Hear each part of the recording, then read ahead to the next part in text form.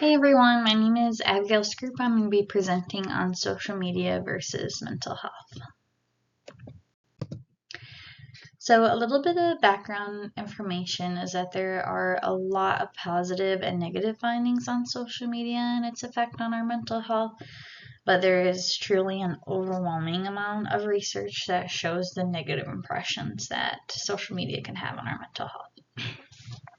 Billions of people are using large platforms such as Facebook, YouTube, TikTok, Instagram, and Snapchat in one way or another throughout the day. So when I say in one way or another, it can just mean, simply logging in and scrolling. It can mean liking. It can mean commenting, posting, whatever it might be. This is a particularly negative and harmful thing for our mental health because it's accessible anywhere at any time. It's at our fingertips every day. We can log in seconds, and that's honestly very negative for our mental health. And it allows, addictive tendencies to shine through as well. My thesis statement is that the extended use of social media each day can lead to mental illnesses like depression, anxiety, and body image issues just due to the fact that social media can isolate individuals, cause fear of missing out, and create an exposure to cyberbullying. Today I'm going to focus specifically on the social isolation part of the social media and its effect on our mental health, just because I find it very interesting that social media was made to be a connective platform, and it really hasn't kept that, and I don't know if it honestly ever was that. So I do just find it kind of interesting that what it was meant for actually has become the opposite of that, and it really isolates us. So just to give a little bit of definition before we move forward, social isolation is feeling lonely, unsupported, and disconnected from society. So where's the research? So in a study that I researched, I found that there was a study on, of course, people without spousal support or good employment opportunities did feel more lonely. The correlation between social media use and loneliness was positive no matter what factor was put in. So age, health worry, relationships, or employment. Any of those people, no matter what job, no matter what support they had, they still felt positively lonely, despite any of that. So another point that I have is that social media doesn't force interaction.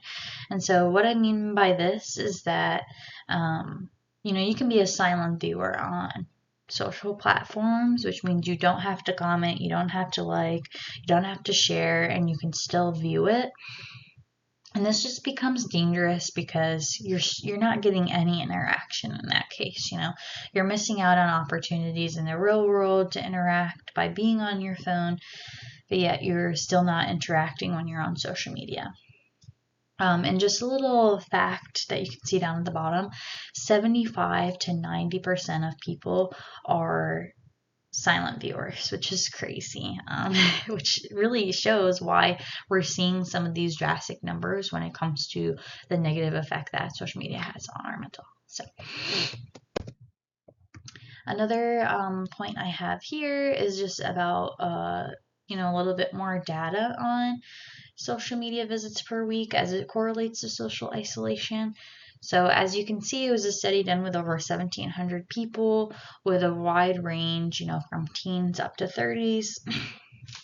And with over 58 visits per week on social media, the social isolation odds skyrocketed, just showing that it's really dangerous to be extensively online. Obviously, the social isolation just further contributes to any mental health issues that one might be struggling with, and that's not great. To end off, I just put some steps to take when it comes to interaction on social media. Just try not to be a silent viewer. If you're going to spend the time on social media, this large platform meant to connect people, actually try to connect with people. Keeping realistic expectations is, of course, important. Social media creates a perfect world for people and allows people to curate an image that they want. So just don't make those expectations for yourself or the people around you. Just keep it really realistic to yourself. Making more face-to-face connections is also just going to help with a more positive experience when you do enter into social media. Maybe instead of looking down at your phone as you're walking down the street, you're saying good morning, you're saying good afternoon. You're really getting that interaction in throughout the day. That way, when you do enter the social media platforms, you're not feeling like you're looking for all of your social connection there. And lastly, the most obvious thing is to just try to spend less time on social media. I know that can be really hard for people, but it's super important and obviously can have large effects on our mental health. So, thanks for watching.